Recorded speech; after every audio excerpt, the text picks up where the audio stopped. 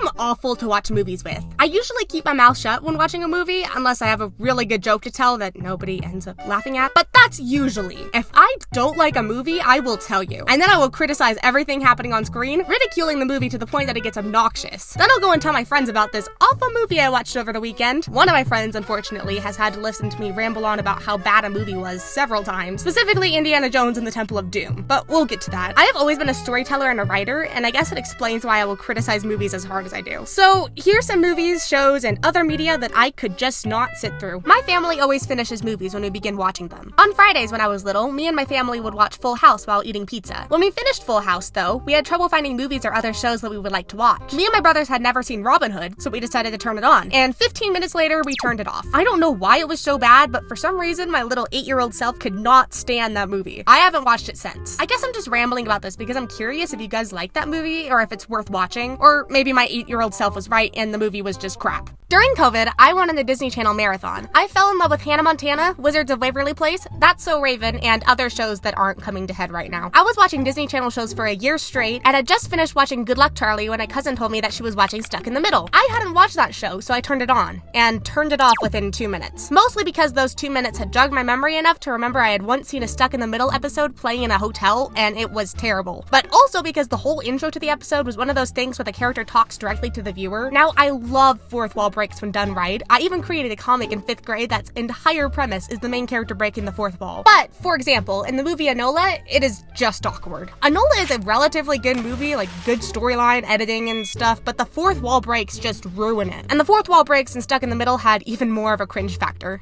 I am a huge Harry Potter fan, and I've read the series 6 times, and I love the first 2 movies. But when watching the 3rd movie for the first time, I was shocked. The first 3 books in the Harry Potter series are supposed to be pretty wholesome, and then it gets darker after the 4th book. But the movie went in a completely different direction.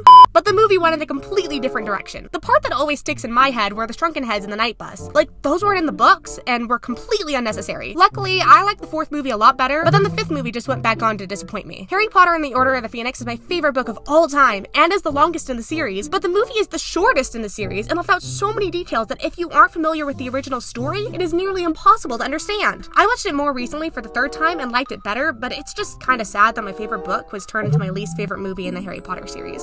Indiana Jones and the Temple of Doom. Oh boy, where do I begin? This was probably the worst movie I have ever watched. First thing I have to get out of the way is that the characters were intolerable. Oh no, not the kid. The kid was the only good part in the movie. The girl in the first movie was awesome and a well-written character. The girl in this movie was obnoxious. She was one of those fashionista superstar stereotypes, and I have nothing against that. Rarity from My Little Pony, for example, is an absolute drama queen, and I love her, but she has no redeeming qualities. I kept on hoping for character development, but nope, nothing. The whole storyline with the temple was just wild and really done badly, and I got very confused with the Chinese. I can speak like somewhat good Mandarin, but I'm not fluent. The Chinese they were speaking in the movie was definitely not Mandarin, so does anyone who speaks Chinese know if the Chinese in Temple of Doom is a different dialect? To me and my poorly speaking Chinese brain, it sounds like they may have just written down ching chong, ting chong, ching chong and called it good.